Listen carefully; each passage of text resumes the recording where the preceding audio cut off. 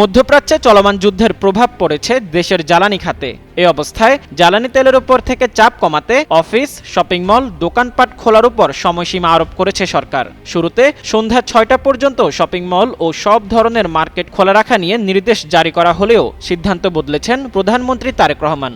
নতুন সিদ্ধান্ত অনুযায়ী সন্ধ্যা ৬টার পরিবর্তে সন্ধ্যা ৭টা পর্যন্ত খোলা থাকবে এসব দোকানপাট ও শপিং মল। রোববার দুপুরে রাজধানীর সচিবালয়ে এ কথা জানিয়েছেন জ্বালানি প্রতিমন্ত্রী আনিন্দ ইসলাম আমিদ। এছাড়া জরুরি প্রয়োজনে খাবারের দোকান, ওষুধের দোকান সহ প্রয়োজনীয় সেবা ২৪ ঘন্টা খোলা রাখার অনুমতি দিয়েছেন প্রধানমন্ত্রী। এদিকে শিক্ষা প্রতিষ্ঠানের বিষয়ে রোববার শিক্ষা মন্ত্রণালয় থেকে সিদ্ধান্ত জানানো হবে। সরকারের ভাষ্য অনুযায়ী দেশের প্রায় ৮০% তেল মধ্যপ্রাচ্য থেকে আসে। যুদ্ধের কারণে সেখানে অনিশ্চয়তা তৈরি হওয়ায় বিকল্প উৎস থেকে জ্বালানি আনার উদ্যোগ চলছে।